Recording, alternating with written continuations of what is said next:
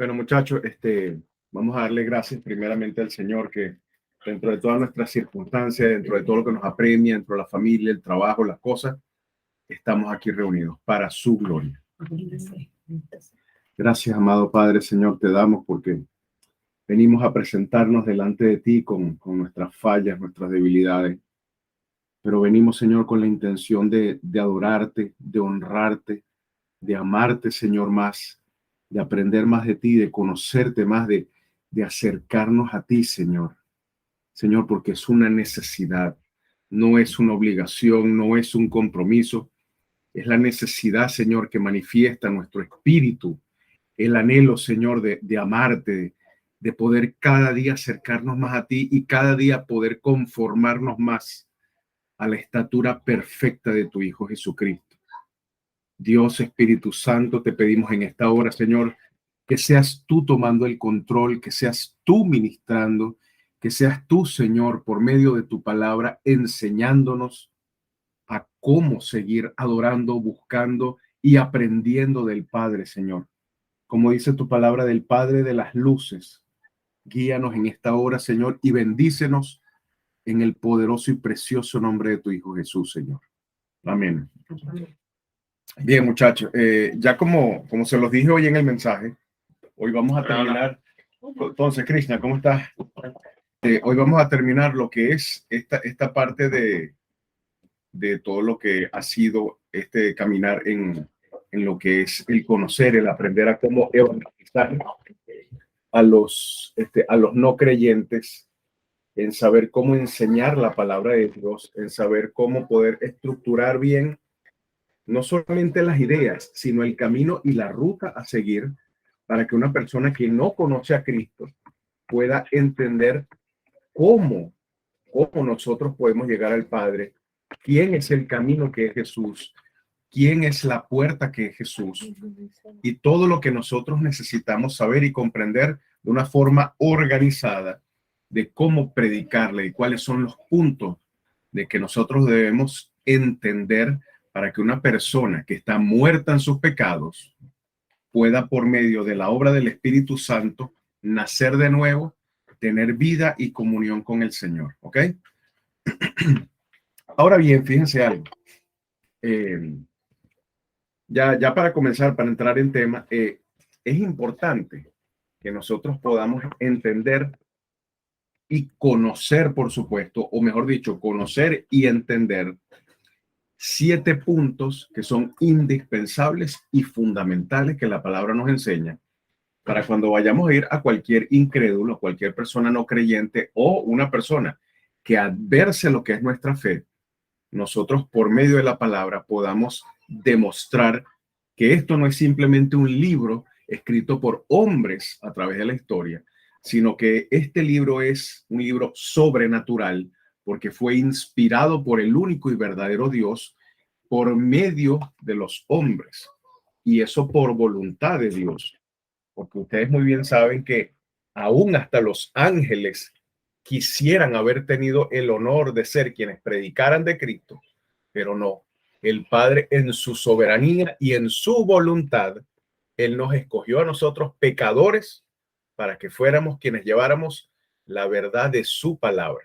¿Sí? ¿Sí? Y tanto que hoy justo estaba leyendo Juan 20, del 11 al 18, si no me equivoco, y decía, y cuando yo no había entendido que Jesucristo cuando va María Magdalena al sepulcro, él a quien se le aparece por primera vez a María Magdalena.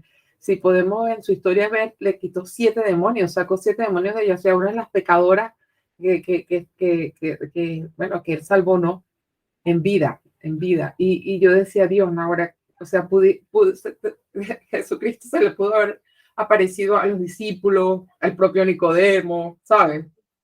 Pero no, fue a María Magdalena, o sea, qué enseñanza tan grande para la mujer, todo lo que representa la mujer también, y de cómo él nos libera y nos limpia de una forma que su presencia estuvo, o sea, justo él a la que le encomienda, que le diga a los discípulos, a María Magdalena, o sea, demasiado. Eso me impactó. Sí. Pero, sí, la historia de ella es hermosa. Y a mí o sea, yéndome un poquito por eso que estás diciendo, a mí me asombra mucho cómo siempre a través de la historia erróneamente se han dado algunos enfoques de la Biblia. Y fíjense que cuando todos, porque todos huyen, no lo digo en modo de juicio, todos los apóstoles, los hombres, todos huyen y se esconden, los que quedaron junto a Jesús fueron las mujeres.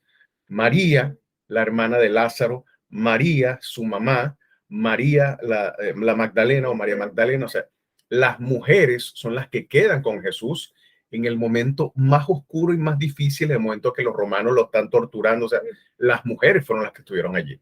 ¿Y los hombres? Si te he visto, no me acuerdo. Pero bueno, el Señor tiene el control de todas las cosas. Así sabe por qué fue así. Así, solo que me impacta. Entonces, fíjense algo, muchachos. Esto es muy importante que lo podamos entender ya cerrando, ¿verdad? Porque siempre van a haber personas que, o por desconocimiento, la palabra ignorancia es como que muy chocante, ¿no? Muy bien. Pero por desconocimiento de la verdad, por desconocimiento de tantas cosas que ya el Señor nos ha nutrido a nosotros, es importante que nosotros podamos atender y por eso los invito a que puedan tomar nota o no se preocupen que gracias al Señor Selva graba esto, pero es importante que podamos entender estos 7 puntos para nosotros tener en nuestra fe y nuestra certeza que lo que predicamos es la verdad y la palabra del Señor Jesucristo. Ok, fíjense esto. Punto número 1. Hay muchas personas y desde el principio de la historia, desde siempre, y más hoy en día, que hay personas que atacan la veracidad de la palabra de Dios, que atacan o que quieren atacar la palabra bajo cualquier punto de vista, bajo el punto de vista sociales, hoy en día con todos estos, yo no sé, digamos, ni tan nuevas ideas de lo que son los movimientos de, no sé ni siquiera cómo es que se llaman, esto de los LGBT, de lo que son los radicales, los racionalistas, los ateos, los sensacionalistas, que de esas partes sí conozco un poco más de antes que de hoy. Pero todas las personas siempre tienen, digamos, cuando están acercándose a la verdad, un rechazo natural porque el ser humano es rebelde. El ser humano es rebelde por naturaleza y hay otros que no tanto por rebeldía, sino por curiosidad, por simplemente lo que es el no conocer la verdad, van a presentar muchos argumentos que van a atacar directamente la palabra. Entonces, lo primero que es necesario que podamos entender es que la Biblia es infalible. Ok, punto número 1. Lo que tú vas a predicar, la verdad de la que tú vas a hablar es infalible. Ahora bien, ¿qué significa que es infalible? O sea, ¿por qué? Y esto, por supuesto, después lo trataremos a futuro, cada uno de estos puntos detalladamente. Pero ¿por qué la Biblia es infalible? La Biblia es infalible, como les digo ahorita de una forma muy breve, simple y llanamente porque todo lo que nosotros predicamos, ¿verdad? Dentro de su infalibilidad, es cierto, es real, tiene cómo demostrarse, cómo comprobarse. La Biblia se explica por sí misma. Es falso que dentro de la Biblia hayan contradicciones. Es falso que hay agujeros o huecos, que hay zonas grises, que hay cosas inconclusas. Eso es totalmente falso por la sencilla razón de que lo que nosotros estamos predicando, lo que se encuentra como material o como texto, si lo pudiéramos decir así, dentro de la palabra, es lo que Dios en su perfecta sabiduría y en su soberanía, Él quiso darnos a conocer. Entonces, número 1, la Biblia es infalible. La Biblia, como segundo punto, la Biblia es inerrante, ¿ok? Todo lo que nosotros predicamos del Señor, todo lo que es el Evangelio, nos presenta de una forma muy clara que el Dios que nos ha revelado su palabra no tiene error alguno, no tiene equivocación. Siempre las personas, independientemente de lo que tú les vayas a decir, y voy a poner un caso muy pequeño para que me puedan entender el por qué estamos tipificando esto así. Las personas siempre van a tratar de objetar, de negar o de rechazar lo que estamos compartiendo. Un caso, miren, a mí en una oportunidad, una persona me estaba diciendo que todo lo que salía en la Biblia era falso, era mentira, perdón, tan sencillo porque lo habían escrito hombres.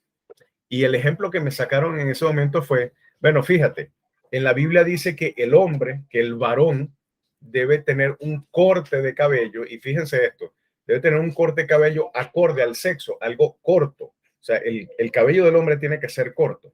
Me decían, y literalmente me dijeron, pero Jesús tenía greñas, Jesús tenía sus greñas largas. Así mismo me lo dijeron.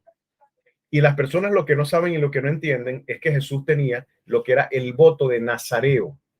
Ese era un voto especial que de hecho sale en el libro de Números y sale también reflejado en el libro de Levítico, donde solamente no, los tres nazareos más famosos de la Biblia o los más conocidos fueron el profeta Samuel, Sansón y por supuesto nuestro Señor.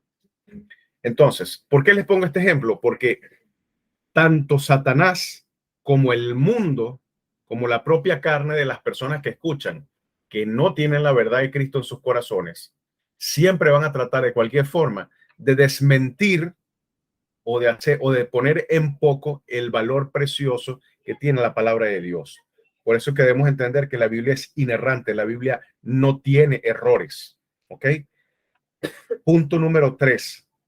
La Biblia es completa. ¿Ok? ¿Y por qué les digo completa?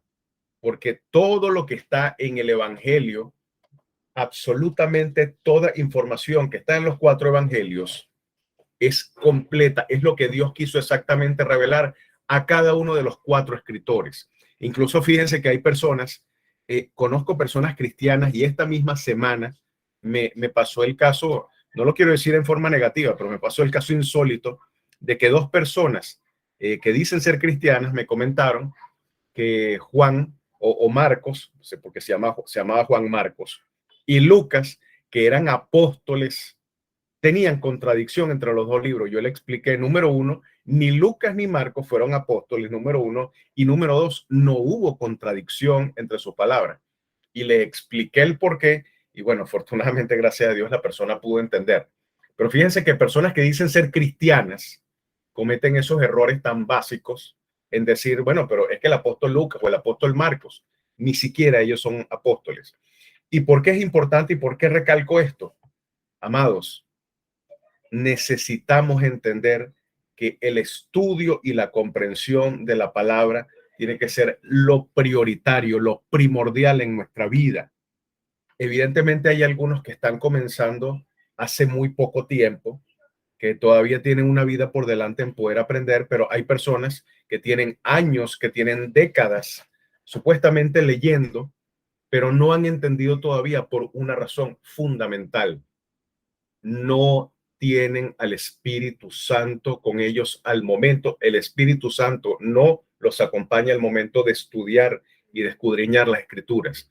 O sea, esto no es de que me voy a leer un libro de matemáticas, de física, no es que voy a leer una buena novela, no es que estoy recogiendo un compendio de libros como lo dicen hoy en día algunas corrientes ateas, que esto es un libro de puras fantasías o fábulas, porque eso se ha dicho en los últimos años, que esto es un libro, un compendio de fábulas. Necesitamos entender de que si no hemos nacido de nuevo, no vamos a poder entender el motivo, el significado, la raíz de todo lo que el Señor nos dejó en sus evangelios. Punto número 4. La Biblia tiene autoridad.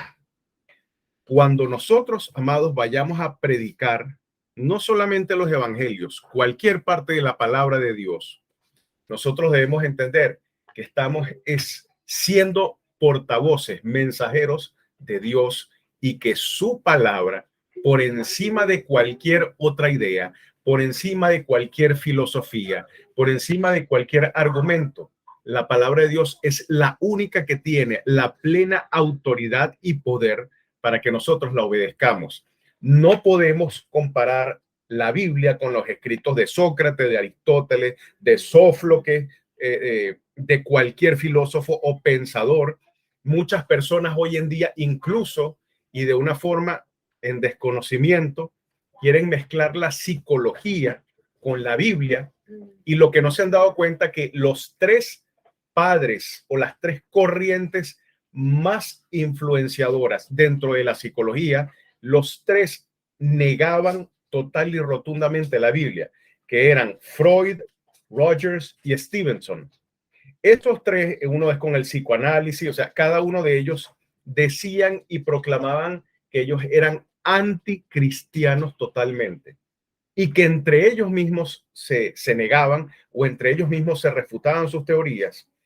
Y podemos ver hoy en día cómo incluso ahora hasta dentro de algunas iglesias ha calado lo que es decir que la psicología complementa la palabra de Dios, cosa que es totalmente falsa, cosa que es totalmente herejía.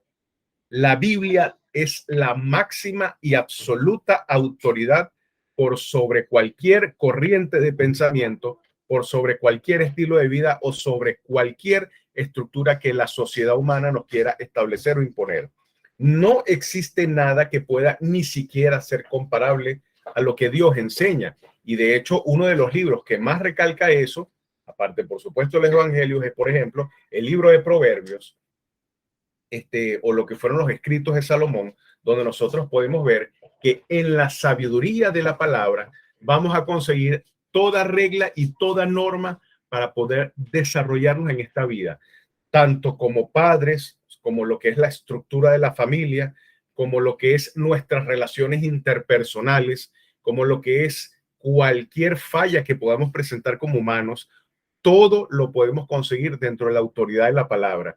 La Biblia no necesita la palabra de Dios, el Evangelio no necesita ningún complemento. Podemos, porque sí existen muchos libros que nos hablen y nos den referencias de la Biblia. Por poner un ejemplo, un libro que recuerdo ahorita, un libro que se llama Los Generales de Dios. Ese es un libro simplemente que lo que hace es tomar referencia de algunos hombres, como por ejemplo de David, del rey David, de Moisés, de Daniel, y entonces esos libros lo que hacen es hablar en relación a cómo fueron las vidas de esa persona, y esos son autores que son pastores o predicadores, evangelistas, pero ellos lo que hacen es tomar de la Biblia para sacar estudios para que podamos entender mejor, así como por ejemplo los diccionarios y las concordancias que nos ayudan a poder entender mejor el estudio de la palabra. Pero no existe ninguna autoridad superior a lo que es la Biblia. Punto número 5. La Biblia es suficiente. La palabra yo creo que, o sea, lo dice todo. Dentro de lo que es la autoridad y la suficiencia de la palabra, nosotros podemos entender, y esto es un punto que yo creo que necesitaremos a futuro desarrollarlo con calma, la Biblia es suficiente para poder abordar cualquier problema, sea de índole emocional, sentimental, financiero, o sea, todas las áreas de nuestra vida como seres humanos, como seres creados por Dios. La Biblia es suficiente para poder ayudarnos a conseguir solución en nuestras vidas. Evidentemente, Dios ha permitido a lo largo de todos los siglos, a lo largo de los años, que el ser humano pueda tener herramientas, ejemplo, como la medicina, para poder tratar enfermedades de todo tipo. Pero a lo que me refiero cuando les digo que la Biblia es suficiente es para abordar cualquier situación que nosotros que se pueda presentar en nuestras vidas. Ahora, ¿por qué en este punto lo recalco esencialmente? ¿Por qué no sabemos utilizar y no sabemos aprovechar la suficiencia de las escrituras? Por el desconocimiento de las escrituras. ¿Cuántas personas no conozco, hombres, mujeres, que me dicen, tengo problemas en mi familia, tengo problemas con mi pareja, tengo problemas de adicciones? Ejemplo, adicciones, adicciones a juego, adicciones a esto, adicción a lo otro, tengo problemas en el trabajo, tengo problemas de cómo perdonar, tengo problemas porque no sé cómo amar, tengo problemas porque soy un mentiroso, o sea, tengo tantos y tantos y tantos problemas. Entonces la gente necesita un psicólogo. Ojo, yo no estoy en contra de la psicología, pero la Biblia es suficiente para poder ayudarte a abordar las situaciones, porque muchas veces, y de hecho voy a contar un testimonio, muchas veces las personas quieren adjudicarle sus propias responsabilidades o a los demás, o se conforman de una manera tan irracional y tan retrógrada en decir, no, que eso es culpa del diablo. No, eso no es culpa del diablo, eso es culpa tuya. o que eres un flojo, o que eres un negligente, o que eres un mentiroso, o que no sabes cómo, digamos, honrar a tu familia. Díselo, que O sea, sería, entonces escuchaba justo eso de un pastor de España, que decía, es que tendemos a echarle la culpa siempre a que no, esto es porque hay un ataque, porque es tal, pero no nos damos cuenta del pecado, que es el que realmente hace que. Sí. Hay personas que dicen, no, es que tengo una maldición generacional y no. De hecho, conozco hombres que me dicen que están casados y me dicen, no, yo no puedo dejar de tener amantes porque es que tengo una maldición generacional porque todos los hombres de mi familia han sido unos sinvergüenza. No, tú eres sinvergüenza porque tú has escogido serlo, por el pecado que hay en ti. La Biblia es suficiente para ayudarte a ti puntualmente a salir de eso o de cualquier problema que tengas. ¿Y por qué la gente lo niega o por qué la gente toma en poco la palabra? Porque como no la conocen, como no la estudian, como no la leen, no saben que la Biblia es suficiente para cualquier situación. Punto número 6. La Biblia es eficaz. ¿Qué significa que la Biblia es eficaz? ¿Por qué lo que tú predicas tienes que tener la fe y la certeza que es eficaz? Para poder entender cuál es esa eficacia, debemos conocer bien la palabra y saber que la palabra de Dios, número uno, no vuelve vacía. Dios dice que Él, con su palabra, Él hará lo que Él quiere. Que Dios, toda buena obra que comienza, Dios la termina. Que la palabra de Dios, como aquí dice una anotación, impacta las vidas de los humanos y cumple los propósitos divinos. La Biblia es eficaz en todo lo que tú estés dispuesto a dejar que Dios obre en tu vida. Y eso, como cualquier punto, va en la medida en la que puedas conocer su palabra, en la que tengas esa relación, esa comunión con el Señor. Entonces, la Biblia es eficaz. Y como último punto, el séptimo, la Biblia es determinante. ¿Y por qué la Biblia es determinante? Bueno, sé que esta doctrina no le gusta mucho a las personas o da cierto temor. La Biblia es determinante porque es la línea divisoria entre las personas que van a ir a su reino por toda la eternidad y las personas que han tomado desde ya la decisión de ser condenados por toda la eternidad también. La Biblia es determinante en eso. Y tú, como mi persona, como cualquiera que me escuche, nosotros, Dios nos ha dado la capacidad y el poder de decidir día a día cuál va a ser nuestro destino.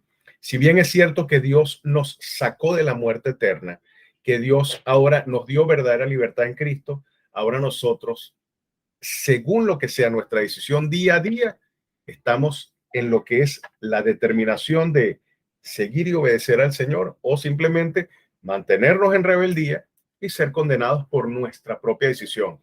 Me perdonan lo doméstico del ejemplo que voy a poner, pero eso es como el muchacho que estudió y entonces dijo, pasé el examen, lo aprobé, estaba fácil, pero el que no estudió, ¿qué dice? El profesor me raspó. No, el profesor no te raspó.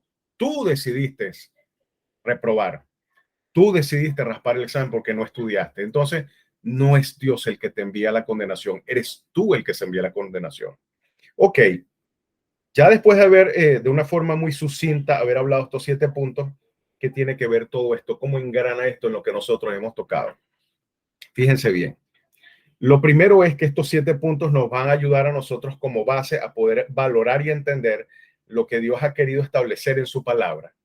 Lo siguiente es que cuando nosotros tengamos la convicción y el llamado de predicar a los demás, de predicar a los que no conocen a Cristo, de predicar a esas almas que están perdidas, la verdad de Cristo, tendremos en esto, así como Pablo nos enseñó en Efesios 6, lo que es la armadura, en esto tendremos nosotros la espada de Dios para saber con efectividad, con veracidad y con el poder del Espíritu Santo que lo que estamos predicando, que lo que estamos hablando, no es una religión más, que nosotros no vamos a ir por ahí tocando puerta en puerta porque no tenemos otra cosa que hacer, sino que nosotros estamos predicando la verdad de Cristo, que hemos sido creados y llamados para servir al Señor. O sea, tenemos el honor más grande, repito, que los ángeles quisieran predicar de lo que ellos ven y nosotros que no podemos ver por nuestra carne, pero por fe en el Hijo de Dios,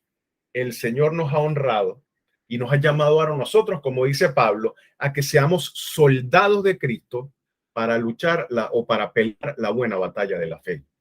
O sea, dentro de lo que sea cualquier argumento, te consigas con un ateo, te consigas con una persona de otra religión, te consigas con una persona que tiene dudas o vacíos de la Biblia, que tú tengas la fe y el fundamento en estos 7 puntos o en estos 7 principios que nos muestra la palabra, en que lo que tú estás predicando es la verdad del único y verdadero Dios y Señor. Que no es que tú andas como uno más por allí en una plaza, mientras que unos hablan de una cosa, mientras otros venden algo, mientras otros van. Tú estás predicando y estás hablando la verdad de Dios sobre la base de estos 7 fundamentos. La Biblia es infalible, la Biblia es inerrante, la Biblia es completa, la Biblia tiene autoridad, la Biblia es suficiente, la Biblia es eficaz y la Biblia es determinante. Yo no sé si alguna vez ustedes habían escuchado estos puntos así como tal de la Biblia, pero nosotros, o sea, ¿en qué nos ayuda esto a nosotros? Ojo, y esto no lo inventé yo, esto no fue que Dios me... No. O sea, la Biblia desde siempre, desde que Dios la comenzó a crear a través de Moisés con la Torá, nos ha enseñado estos 7 puntos. O sea, esto no es nada nuevo. Dios en su soberanía y en su voluntad le entrega este regalo al hombre para que entonces nosotros, como dice el Señor, vayamos con su espada a predicar la verdad y entonces nosotros con el poder del Espíritu Santo tumbemos toda mentira, todo argumento que tanto el maligno como el mundo ha querido montar para que diga entonces que esto es falso. Entonces, si nosotros al momento de predicar a una persona, si nosotros al momento de abordarla estamos conscientes de todos los puntos que hemos venido tratando desde el día que comenzamos con Juan 3, el Espíritu se va a encargar de convencer de pecado a la persona que nosotros le estamos hablando. O sea, debemos entender que el fundamento y la raíz de toda palabra que sale de nuestra boca es la verdad de Dios. Repito, esto es un libro sobrenatural. Es el único libro que tiene vida eterna. Nosotros lo que estamos es transmitiendo la verdad del Señor. Una bendición, en realidad. No lo había visto así. O sea, Dios nos ha llamado, y voy a hacer todavía, créanme, tal vez podrá parecer un poco teatral o emotivo lo que voy a decir, pero no es así. Dios nos ha llamado a ser parte de todas sus legiones, a nosotros como hijos, en una guerra cósmica, espiritual, que es eterna. Y el Señor nos ha llamado a que estemos de su lado para que con la verdad y su palabra, nosotros en su ejército luchemos en contra de los ejércitos de Satanás y de las tinieblas. Pero tenemos que estar claros de esto y tenemos que saber cómo utilizar esta espada para entonces poder tumbar los argumentos del enemigo, porque el enemigo no es cualquier tonto. Entonces, todo argumento, toda fortaleza, toda estructura que Satanás ha montado durante tantos años en la vida de las personas, nosotros las vamos a tumbar en el nombre de Jesús con el poder del Espíritu Santo solamente por medio de la palabra. No necesitamos ni agregar ni necesitamos quitar nada. Porque esta, como dice el apóstol Pablo, esta es la buena voluntad del Señor. Esta es la buena voluntad del Señor. Ahora bien, fíjense algo. Fíjense algo muy importante. Los quiero invitar, por favor, que vayamos a la primera carta del apóstol Pablo a los Corintios. Vamos a ir a los Corintios, ¿verdad? Ya va. Vamos a ir un momento a los Corintios. Ya va, estoy por Romanos. Ajá, aquí está. Un momento. Primera de Corintios, capítulo 11, versículo 1. La primera carta de los Corintios, capítulo 11, versículo 1. Fíjense esto. Y perdonen un momento. Ok. Y después, para que por favor lo tengan anotado una vez, que este va a ser el capítulo central de todo lo que estamos viendo esta noche, es la segunda carta de los Corintios, capítulo 4, versículo 6. Entonces, fíjense bien, amados. Fíjense bien. ¿Qué tenemos nosotros en Primera de Corintios? Ya nosotros hemos leído anteriormente este versículo. Fíjense cómo dice: sed imitadores de mí, así como yo de Cristo. Los he llevado a este versículo porque tenemos que estar muy claros en algo, tenemos que entender algo, que nosotros, lo que es nuestra vida, nuestro testimonio, nuestro caminar, es lo primero que va a servir de puerta de entrada, de presentación a las demás personas. Cuando estés o con familia, o cuando estés con compañeros de trabajo, o incluso con tus hijos, lo primero que ellos van a ver en ti, más que una prédica que tú hagas o más que un estudio de tu Biblia, es que ellos van a estar viendo cómo actúas tú, cómo hablas. Porque yo he visto, por ejemplo, padres que le dicen a los hijos: muchacho, no digas esa palabra, eso es una grosería. Papá, pero si tú le dices todos los días, o sea, eso está bien. Entonces, ¿con qué predico yo? ¿Cuál es mi carta de presentación? O sea, no estoy hablando y diciendo de que tienes que ser perfecto. Los cristianos pecamos, los cristianos fallamos, pero dentro de nuestro pecado, dentro de nuestra falla, tenemos que, cada vez que nos acerquemos más al Señor en lectura y en oración, tenemos que ir siendo purificados, tenemos que estar en ese proceso de santificación, y comenzando por nuestro núcleo, comenzando por nuestro hogar, los demás, sean hijos, sean hermanos, sea esposa o sea esposo o sea compañero, quien sea, tienen que ver y decir: oye, es verdad, tú has cambiado, ahora no eres como eras antes. O sea, ahora lo que veo en ti no es lo que veía anteriormente, hasta en tu forma de hablar. Y el Señor lo enseña aún con el ejemplo de cuando Moisés, en los tiempos de Moisés, y el Señor nos enseña en su evangelio y nos dice: de una misma fuente no puede salir agua dulce y agua amarga. Entonces, como de mi boca, como de mi corazón, pueden salir alabanzas y bendiciones, y cómo pueden salir maldiciones o palabras que deshonran a Dios. Si de la primera forma que tú identificas a un supuesto cristiano es de la forma en la que hable. Si alguien me conoce a mí hoy por primera vez y me escucha hoy por primera vez y me escucha maldiciendo o me escucha diciendo palabras que deshonran a Dios, y yo le digo que soy cristiano, ¿qué va a pasar? Lo que dice la palabra: por culpa mía, los hombres, los inconversos, blasfeman el nombre de Dios. Y eso es cristiano y tú eres cristiano. O te van a decir: ¿con qué moral tú me dices a mí qué? O como el niño: papá, pero si tú dices todos los días esa palabra. O sea, ¿con qué moral? ¿Y qué es lo que hace el padre? ¡Paca! Que le mete un golpe. Vete para tu cuarto. Que tú me tienes que respetar a mí porque yo soy tu padre. No. El niño le está diciendo la verdad: pero si te oigo todos los días hablando así, o yo veo que tratas así a mi mamá, o yo veo que tratas así a mis hermanos, o yo veo que eres así en el trabajo. O sea, entonces, si estamos hablando y hemos llevado todo este camino a través de estos jueves, diciendo qué tenemos que predicar y cómo tenemos que predicar, a los primeros que le tenemos que predicar son a los de nuestro hogar o a nuestras personas cercanas. Entonces, si yo digo que soy cristiano, no me crean. Pregúntenselo a mi familia, pregúntenselo a mi hermano, pregúntenselo a mi cuñada, pregúntenselo a mi sobrina, pregúntenselo a las personas que trabajan conmigo. ¿Cómo es Omar? Esa es mi prédica, esa es mi forma de la que yo le muestro a los demás: Cristo vive en mí, o soy un hombre de doble ánimo. Entonces, fíjense bien, más allá de cualquier justificación, más allá de cualquier teología, más allá de cualquier estudio profundo, yo creo que lo primero que tenemos que hacer es entender la seriedad de lo que aquí estamos hablando, la seriedad de lo que aquí estamos aprendiendo, y la importancia de el cómo yo, como hombre, como persona, testifico de Cristo en los demás. Que cuando quiera, en vez yo de alabarme a mí mismo, de hablar de mí, que le pregunten a los demás qué ven en mí. Si ven a un hipócrita, si ven a un doble ánimo, si ven a un falso, o si ven una persona que es conforme a lo que yo hablo y a lo que yo predico.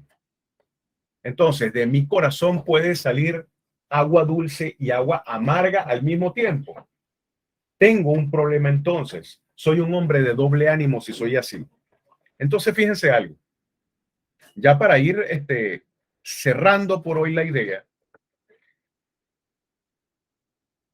yo quiero hacerles una pregunta que por favor no me van a contestar, se la van a contestar ustedes mismos. Desde que nosotros hemos comenzado en este caminar, desde que hemos estado escuchando de la palabra, yo, cada uno diciéndose las cosas, yo soy el mismo hoy a que el primer día que comencé. No. O sea, el Señor ha hecho alguna transformación en mí o sigo siendo la misma persona. Como les dije, esto es una pregunta que es para que se la respondan ustedes mismos. Cuando nosotros comenzamos a estudiar y entender la palabra de Dios y con los puntos que hemos visto hoy, hemos visto cómo estos 7 puntos genuinamente han transformado mi vida. Si ustedes fueran, por ejemplo, personas ajenas o extrañas a mí, que escuchan, mas no tengo relación con ustedes, y yo les preguntara, y aquí tengo mis anotaciones, ¿qué significa justificación? ¿Qué significa redención? ¿Qué significa rescate? ¿Qué significa santificación? ¿Me lo podrían responder?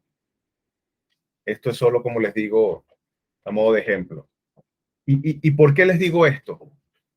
Amados. Omar, ¿sí? Discúlpame, repite las palabras, por favor. Ok, cómo no. Justificación, redención, rescate y santificación. ¿Ok? Esas son las palabras, Yole. Gracias, Omar. No, de nada. ¿Y por qué les digo esto? ¿Por qué les digo esto? Porque dentro de lo que nosotros hemos podido aprender del Señor, necesitamos volver a lo básico, a lo elemental. Nosotros necesitamos, cuando leamos los evangelios, cuando leamos el libro de Juan, el evangelio de Juan, de Mateo, de Marcos, de Lucas, necesitamos entender primero lo básico, lo más o lo que creemos que es lo básico. Básico no por simpleza, por sencillo, sino lo primero, el fundamento. Necesitamos entender el fundamento, lo básico del Señor, para que entonces, cuando eso haga una transformación en nuestras vidas, con el poder de Dios, nosotros podamos ir y hablar a los demás. Y no solamente es hablar, no solamente es ir a evangelizar, sino que nosotros podamos predicar a los demás con nuestra vida, con nuestra forma de ser, que cuando las personas se acerquen a ti, incluso puedan ser tocadas, transformadas y cambiadas por Dios, solamente con el hecho de ver que en ti hay algo diferente que no hay en esa persona que te está observando. Porque les voy a decir algo para el que no lo sepa. Cuando nosotros decimos yo soy cristiano, nos hacemos blanco de todos aquellos que no lo son. Y lo que están siempre es esperando para apuntarnos o señalarnos y mostrarnos nuestras fallas. Porque esa es la naturaleza humana. Entonces, nosotros solo podremos dar verdadero testimonio, pero con el poder de Dios. Ahora voy a hacer una pregunta que sé que es muy chocante, pero necesito hacerla. O sea, es así. ¿De verdad el Espíritu de Dios vive en ti? ¿Has nacido de nuevo? ¿Estás siendo transformado? O sea, aún y como cualquier ser humano, nosotros siendo cristianos que pequemos, fallamos, pero nos levantamos, nos restauramos en el poder del Señor y seguimos a la meta, buscando cada vez más parecernos a Cristo y santificarnos. Buscamos eso. De verdad en ti está el Espíritu Santo. En ti está el deseo, la sed de conocer a Dios. Fíjense que santificarse, y aquí cierro, santificarse o la santificación que Dios produce en nosotros no es únicamente dejar de hacer las cosas malas o que son pecado delante de Dios, sino también es tener esa sed insaciable de conocer cada día más y acercarnos más al Señor. Esa es la verdadera santificación. No es que yo solamente, no sé, por poner un ejemplo, no es que yo solamente, no, ya yo he dejado de beber. No, es eso, y es también cada día de una forma incansable buscar y conocer más al Señor, acercarnos a Él, leer más de su palabra, orar cada día más. ¿Por qué? Porque en mí el Espíritu Santo ha puesto el deseo, la necesidad, el convencimiento de que en mi vida no hay nada fuera de Cristo. No es que Cristo es lo mejor que yo tengo en mi vida, no. Cristo es lo único verdadero que tengo en mi vida. Porque todo, y siempre se los he dicho, hasta los seres que ustedes más aman pueden quitárselos de sus vidas. Pero tu relación con Cristo con nada podrá ser quitada. Entonces, no tienes nada fuera de Cristo, nada. Todo lo demás es vana ilusión. Cierro aquí con esto. Yo creo que ya con todo lo que hemos visto a lo largo de estos 8 jueves, 8, 9 jueves, ya nosotros podemos ahorita tener una sencilla, una básica idea de lo que es el evangelio, de lo que son los puntos y los principios básicos, de lo que es saber cómo evangelizar y de cómo tiene que ser nuestra vida para cambiar y que el Espíritu Santo obre en poder en nosotros. Cuando las personas que comúnmente, que diariamente comparten contigo, ¿ustedes creen que esas personas ven el poder de Dios en sus vidas? Comenzando desde la más cercana. Esas personas ven en ti o te han dicho en algún momento, o simplemente tú te has dado cuenta que saben esas personas que en ti hay algo que es diferente a ellos, aunque te critiquen, aunque te burlen. Si se burlan de ti, se están burlando porque ven algo que en ellos no hay, que para ellos es diferente, pero ellos están viendo algo que es diferente en ti. Para ellos es locura, como dice Pablo en Romanos, pero para ti ese es el poder de Dios, que es el evangelio, que es Cristo Jesús. Ya con esto, amados, podemos dar por concluido esto. Estos 7 puntos después los podremos ver con más detalle en otro momento. Y ahora, para cerrar, les quiero dar este pasaje de 2 de Corintios, como les dije, 2 de Corintios 4:6. Fíjense esto. Si ustedes me preguntaran a mí, Omar, ¿qué logramos con estos 8 o 9 jueves? ¿Qué logramos con esto que hemos aprendido de lo que es saber cómo compartir con otra palabra o cómo evangelizar o cómo enseñar simplemente lo que es el evangelio? Fíjense lo que Pablo dice aquí. 2 de Corintios 4:6. Porque Dios, que mandó que de las tinieblas resplandeciese la luz, es el que resplandeció en nuestros corazones para iluminación del conocimiento de la gloria de Dios en la faz de Jesucristo. Repito, porque Dios, que mandó que de las tinieblas resplandeciese la luz, es el que resplandeció en nuestros corazones para iluminación del conocimiento de la gloria de Dios en la faz, en el rostro, en la cara de Jesucristo. Cuando ustedes prediquen, cuando ustedes compartan, cuando ustedes den el testimonio con sus vidas, ustedes van a ser las personas escogidas por Dios que van a hacer que los demás, que otros que viven en tinieblas, salgan y resplandezcan en la luz. Que esas personas, así como pasó con nosotros, porque algún día por primera vez tú escuchaste la palabra de Dios, el evangelio de Jesucristo, y en ese momento Cristo, por medio del Espíritu Santo, te tomó y te dijo: ven conmigo de las tinieblas a mi luz. Él dijo: yo soy la luz del mundo. Ustedes, cuando hagan esta misma obra que están siendo escuchas esta noche, cuando la hagan con otros, ustedes van a ser las herramientas y los instrumentos de Dios para que otros salgan también de las tinieblas. Esto es lo que nosotros estamos haciendo. ¿Y cómo? Como dice aquí, para iluminación del conocimiento, conocimiento de la gloria de Dios en el rostro de Jesucristo. El rostro de Jesucristo va a iluminar y resplandecer la vida de personas que ahorita están en tinieblas. Como yo siempre digo, amas a personas, ¿tienes a alguien en tu corazón que amas? Claro que sí. Entonces, ¿qué has hecho que no le has hablado de Cristo a esa persona?